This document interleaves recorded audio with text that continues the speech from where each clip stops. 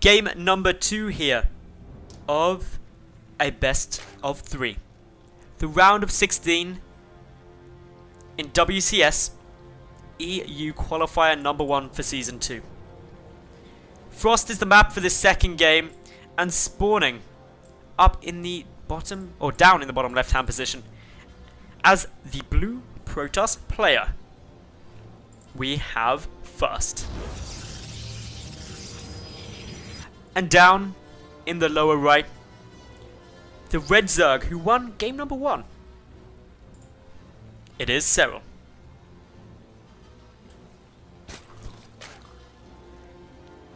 Game 1, Serral played awesome. I'm really impressed with his play. It's, I believe, the first time I've cast him. And it was spectacular. He was just so well controlled.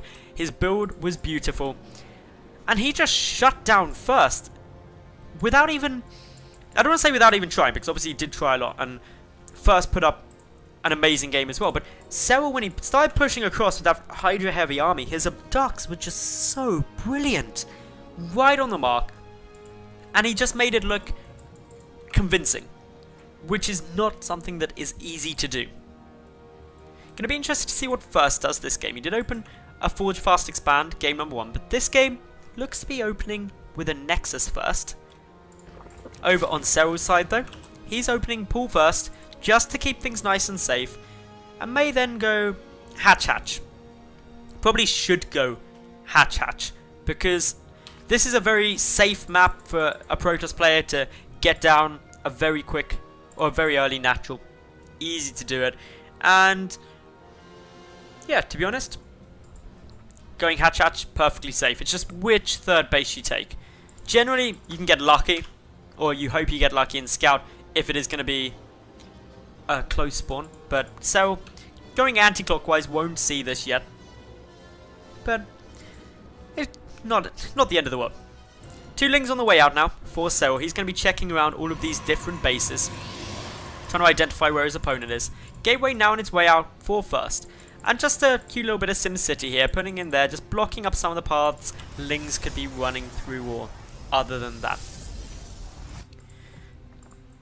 Overlord's still checking around, knows not too much really, doesn't have any idea where First is spawning yet, but nor does First know where Serral is. He's actually getting the last spawn as he checks around everywhere. And that's always frustrating. The Overlord gonna just confirm, and actually Serral, because he hasn't been scouted yet, could opt to pull back, because an Overlord has 1 greater vision radius than buildings. So you can say, yep, opponent, run away, don't give away my position. Or alternatively, he can just keep moving in and go for the scout. But looks like he wants to try and... oh no, he still saw the Overlord, so First should have picked up on that. So Serral now hasn't taken a third base yet. Probably going to want to look to do so soon, since we don't see any gases. If you do see a gas, that's usually when you can assume that there won't be a super quick third. It's something Tefl often plays with, but the other option, of course, is you just get 2 gases at once. Nice and fast. A lot of it will work out on what you've seen. So early natural base there can be assumed. Gonna get a quick check around to see what other tech there is, how many gases there are, how much gas has been mined. So we're likely to be just checking that sort of thing. So, both of these 2 players have got into the mid game very comfortably, very safely, and they don't have to panic, to be honest now. Neither have seen that the other is about to try and kill them or do something disastrous. The next big question is really which third base Serral takes. I'm guessing it's going to be this one, and this is the safe choice on the third base you go for. It's easier to hold, it's expanding away from your opponent. Some players, though, might take this third. It allows you to reinforce faster if you're going to be aggressive. We've got a Roach Warren now on its way. A good choice. You want to make sure that you can deflect this early pressure coming through, which Serral has seen. He's also adding in a couple of Lings. No third base yet, and this drone will unfortunately die. Actually, no, he gets away. Nice save, and this Stalker is actually going to be the one that falls. There's no speed with these Lings earlier, so a beautiful surround there. A Queen gets a little bit caught out of position. Shouldn't die to the Mothership Core, and the Zealots chasing take a decent amount of damage. Second Queen coming up, and Serral deflects this pressure beautifully. Didn't even need any of those roaches. His third base is a bit later than you'd like, but that's understandable.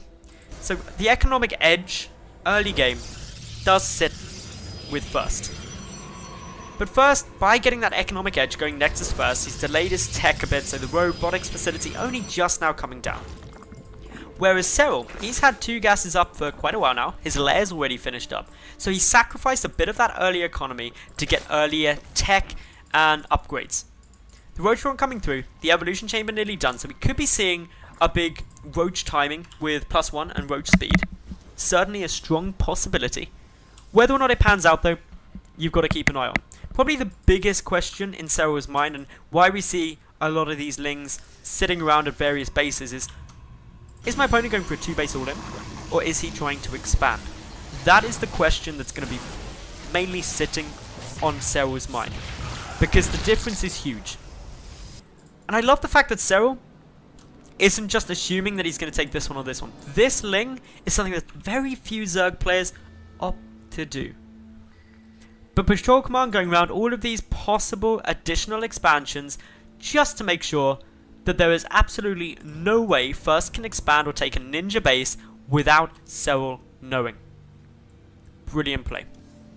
Twilight counts are now coming down. We've got a lot of additional gateways being added in, plus that Warp Prism. With +1, it's not going to be an all-in. There's not enough gateways for that. And a 3rd base going to be coming down. But that Warp Prism allowing a decent chunk of aggression to come across and just be very, very annoying. Serral's creep spread's going to help with that. That Overlord at the south going to help with spotting the Warp Prism coming over. So creep spread not only serves the benefit of giving you scouting information, but also an easier way to defend it with repositioning your army as required. Roach speed done. We got +1 nearly finished, and the Observer for First going to get some good information, but he's getting chased away in the world's most slow and anticlimactic chase ever by a Queen and an Overseer. But backs out safely, all looking good.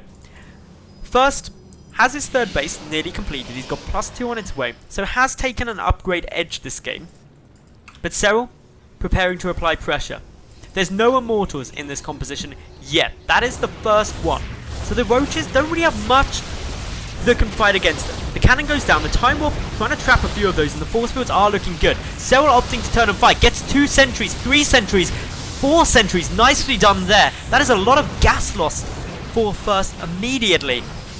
For not too many Roaches actually, that was a brilliant trade for Serral. Resources lost is fairly equal, but just the gas loss is a lot different. The Nexus now getting focused out, and I don't believe First has got enough damage output to stop this dying. Down it goes. A lot of the Roaches are able to escape. Brilliant, brilliant timing from Serral there. And First is just in a really awkward position now, because he invested a lot. He hasn't tech aggressively. He hasn't done really anything to go for a big 2-base play. This 3rd base was his play. He couldn't even cancel it. He got sniped off.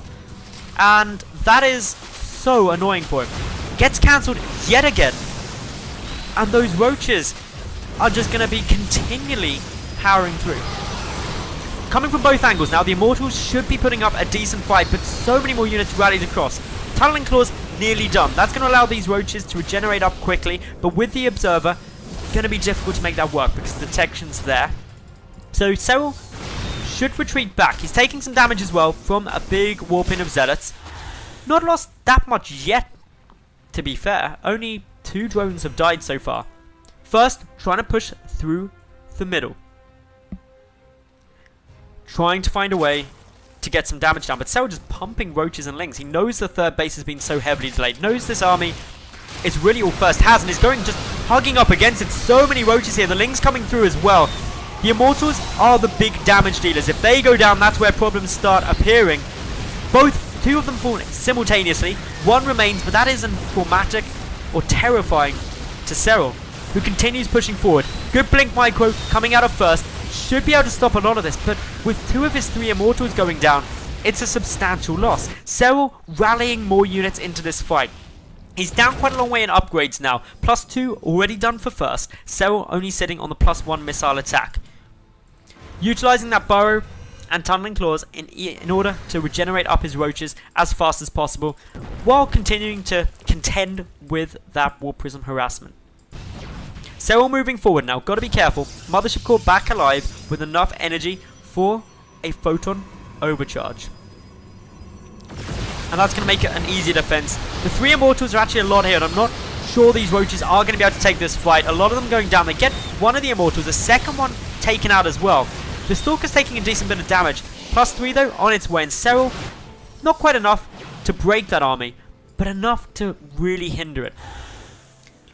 The Zealot harassment still coming through, but only 2 workers have been killed thus far. Additional gases being taken in the main. That is the 5th and 6th gas being secured. First though, sitting back, Hydroden coming through, and I'm glad to see that Hydroden. Because with so many Immortals and just the constant Immortal production, roaches alone are going to find it very difficult. This is like a roach busting force. All it needed is some Voidways in there and it'd be everything the first could throw at them. The trouble is, Immortals are great against roaches, not so great against Hydralisks. Higher rate of fire means that the hardened shields just aren't effective against them. They're not armored, so they don't take bonus damage. And Stalkers and Sentries, or any gateway units, just aren't really very good against Hydras. So if the Hydra count gets higher, that's where Serral's going to be in a good spot. But first, he's pressuring. He's got 6 gateways, warping in consistently. Mothership Core with the army, so he does have the option to mass recall out if required. But is he going to do it? The longer this goes on, the better it gets for Serral. He can get more Hydras out. He's also counter-attacking with a couple of roaches. He's racked up 8 kills now.